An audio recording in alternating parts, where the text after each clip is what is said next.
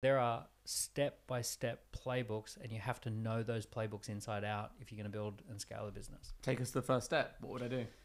So He's like, oh shit, I don't know. I know, I know, I've I got they no exist. idea. Yeah, I've heard about it. Yeah. there's different ways of describing the playbooks, and I'll go with my way. There's a Silicon Valley way, which uses words like ideation, minimum viable product, go to market, those types of words. I'm just going to kind of use my playbooks.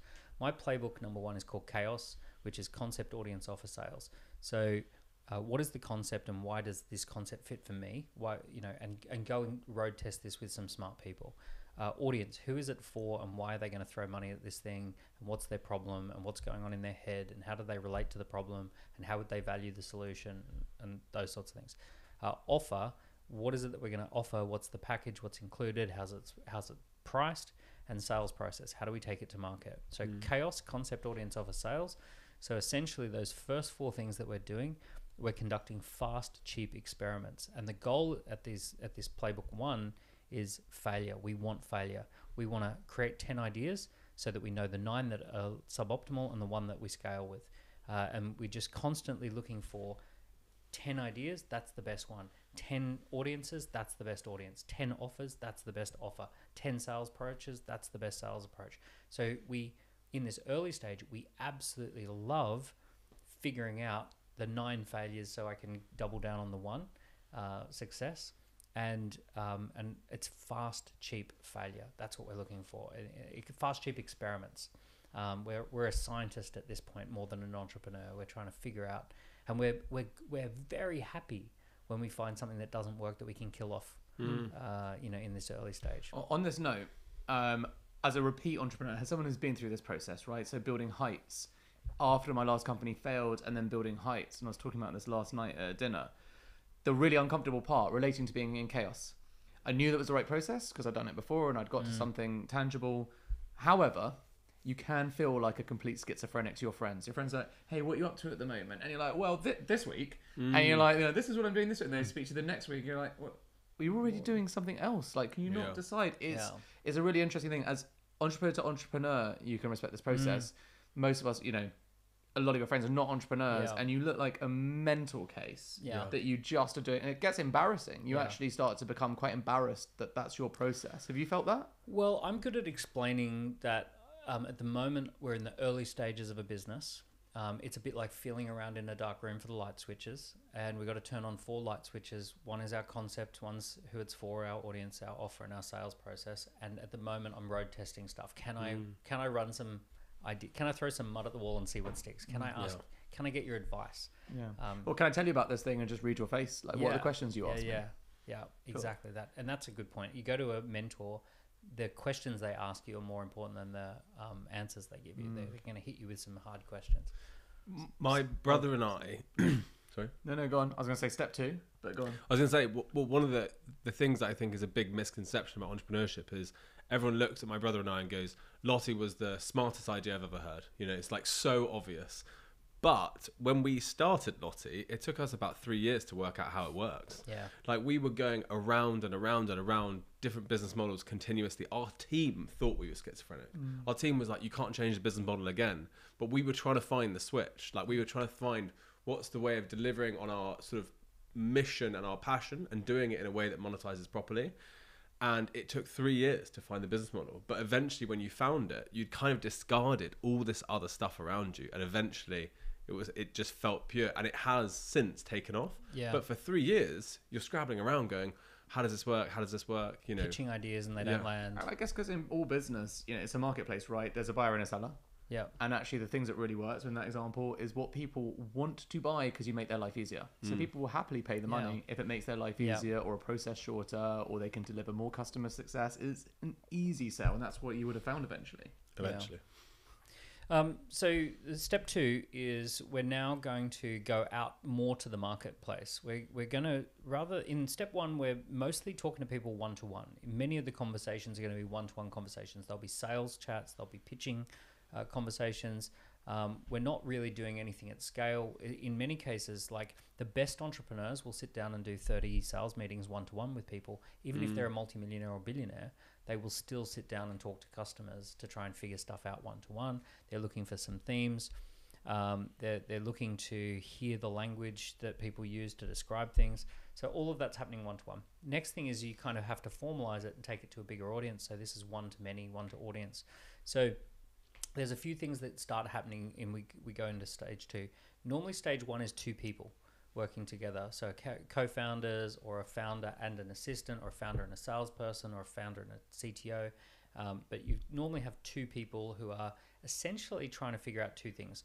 Can we sell it, and can we build it if we sell it? Can we sell it? Can we deliver it? So those are the 2 kind of things that you're trying to figure out whether you could do. Once you go one-to-many, you're now campaigning. So you're actually out there campaigning into the market. So the word campaigning is taking something across the threshold to a territory that you're not in. So if we're military campaigning, we're moving our army from this to this. If we're business campaigning, we're moving our ideas into new markets. So small campaigns normally require 4 people, so you're going to bring together a team of 4. You're going to have some launch campaigns. You'll have your perfect repeatable weekly campaigns. You'll have your online messaging. All of those things start to come together. And the thing that makes all of this get immediate cut through is having a front person for the business. So in the same way that Dave Grohl is the front person for the Foo Fighters, and we don't know the other Foo Fighters as well, we need a face for the business. It's Chris Martin and the other guys from Coldplay. That's it. Chris Martin and the other guys from Coldplay. So we need a Chris Martin, we need a Dave Grohl, we need, the front person for the business. So I call this person the key person of influence. Their job is to manufacture demand. Now, we live in a world where the supply of anything is easy to solve, or most things, 99% of things, you can supply it. The hard thing is manufacturing the demand side. So all businesses are an intersection of demand and supply. Most entrepreneurs fail because they're focused on the supply side, right? They're thinking about, I love doing this thing. I love building websites. I'm going to build websites for people. That's the supply side. I love health food, so I'm going to make health food for people. Supply side. The hard thing is not the supply side. The hard thing is really the demand side. Can I manufacture the demand for this thing? And realistically, if you can manufacture demand, you can solve the supply problem. Like, for example, if I could sign up lots of people for brain surgery, I could go out and find the brain surgeons to do the surgery, right? So even something super complex, I can find the supply side if I can get the demand going.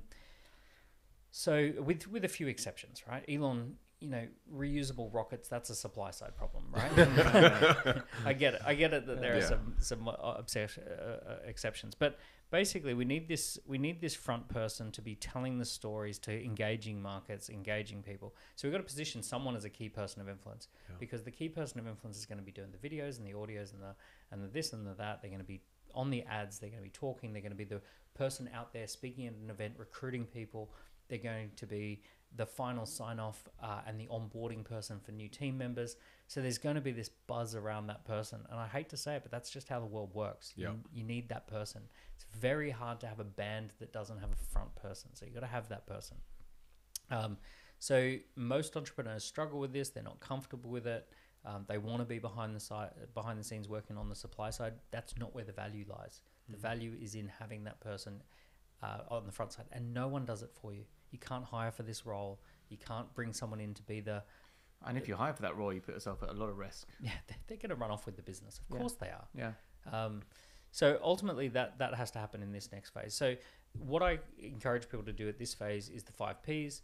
Pitching, getting really good at pitching your business. Publishing content, publishing video, publishing books, publishing stories, publishing on LinkedIn, publishing on Twitter. So, right, putting ideas in public domain. Product ecosystem. This is building out the product, right? Now we've got a core offer, but now we need a recurring revenue product. We need some free gift stuff. We need some initial engagement products, right? So we've got to build what's called the product ecosystem.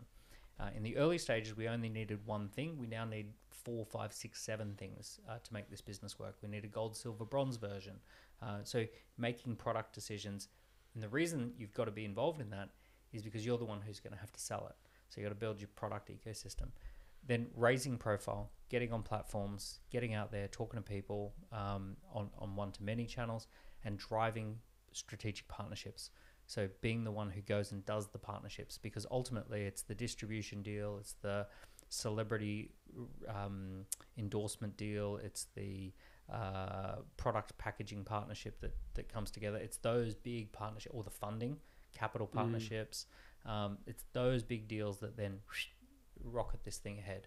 So all of that falls on the founder's shoulders. So they got to basically do all of that. Separate to that, they have to have a number 2, and the number 2 needs to build the team of around 8, right? So a total of about 8 people. So you got the founder plus about 7 or 8 people. So you got founder working with number 2. Number 2 builds out the 7 or 8. So they're going to build out the sales team, the ops team, the delivery team, the CS team, whoever's there. And that's going to be like our second order business. That's going to be, we've done stage 1, now we're stage 2, and we've got, let's call it a team of 8 doing 7 figures of revenue.